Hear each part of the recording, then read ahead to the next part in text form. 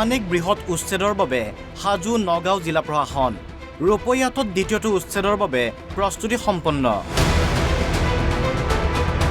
৩৮০ বিঘা ভূমিৰ ২০০টা পৰিয়াল হ'ব উচ্ছেদিত। বেদখলকাৰীৰ ঘৰে ঘৰে প্ৰশাসনৰ উচ্ছেদৰ জাননী।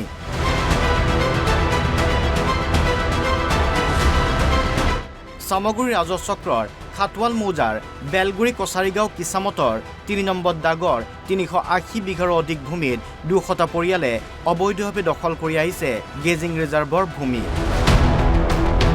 বেদখলকাৰীক ১৫ দিনৰ সময়সীমা প্ৰশাসনৰ।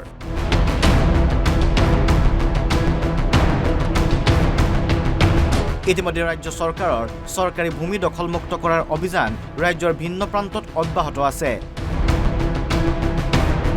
ৰূপৈয়াতৰ উচ্ছেদৰ জাননী লাভ কৰি প্ৰতিক্ৰিয়া স্থানীয় বাসিন্দাসকলৰ। বিজেপি চৰকাৰৰ লগত থকাৰ পিছত আমাৰ উচ্ছেদৰ জাননী আহিছে।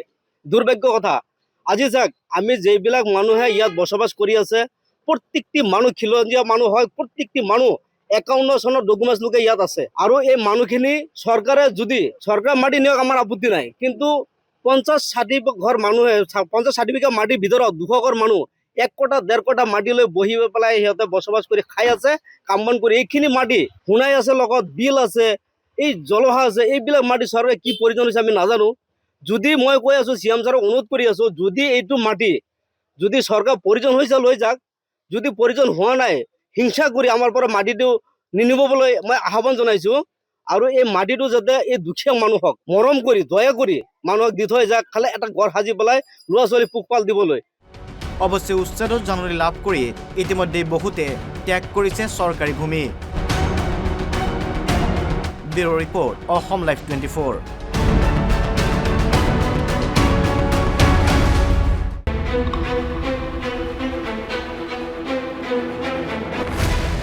আন এক বৃহৎ উচ্ছেদৰ বাবে হাজো নগাঁও জিলা প্ৰশাসন। ৰূপৈয়াতত দ্বিতীয়টো উচ্ছেদৰ বাবে প্ৰস্তুতি সম্পন্ন। ৩৮০ বিঘা ভূমিৰ ২০০টা পৰিয়াল হ'ব উচ্ছেদিত। বেদখলকাৰীৰ ঘৰে ঘৰে প্ৰশাসনৰ উচ্ছেদৰ জাননী।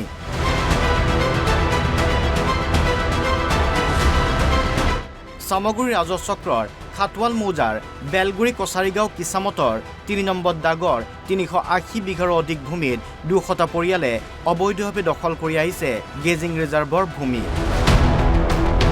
বেদখলকাৰীক ১৫ দিনৰ সময়সীমা প্ৰশাসনৰ।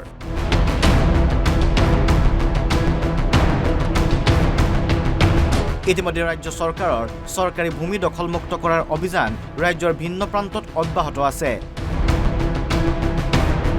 ৰূপৈয়াতৰ উচ্ছেদৰ জাননী লাভ কৰি প্ৰতিক্ৰিয়া স্থানীয় বাসিন্দাসকলৰ।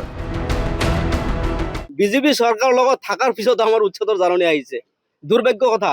আজি যাক আমি যিবিলাক মানুহে ইয়াত বসবাস কৰি আছে, প্ৰত্যেকটি মানুহ খিলঞ্জীয়া মানুহ হয়, প্ৰত্যেকটি মানুহ ৫১ চনৰ ডকুমেণ্টছ লোকে ইয়াত আছে। আৰু এই মানুহখিনি চৰকাৰে মাটি নিয়ক আমাৰ আপত্তি নাই, কিন্তু ৫০-৬০ ঘৰ মানুহে ৫০-৬০ বিঘা মাটিৰ ভিতৰত ২০০ ঘৰ মানুহ ১ কটা ১.৫ কটা মাটি লৈ বহি পেলাই সিহঁতে বসবাস কৰি খাই আছে, কাম বন কৰি। এইখিনি মাটি শুনাই আছে, লগত বিল আছে, এই জলহা আছে। এইবিলাক মাটি চৰকাৰে কি প্ৰয়োজন হৈছে আমি নাজানো।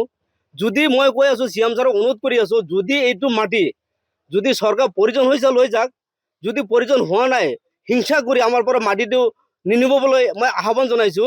আৰু এই মাটিটো যাতে এই দুখীয়া মানুহক মৰম কৰি দয়া কৰি মানুহক দি থৈ যাওক, খালি এটা ঘৰ সাজি পেলাই ল'ৰা ছোৱালী পোহপাল দিবলৈ। অৱশ্যে উচ্ছেদৰ জাননী লাভ কৰি ইতিমধ্যে বহুতে ত্যাগ কৰিছে চৰকাৰী ভূমি। Bureau' report, Assam live 24।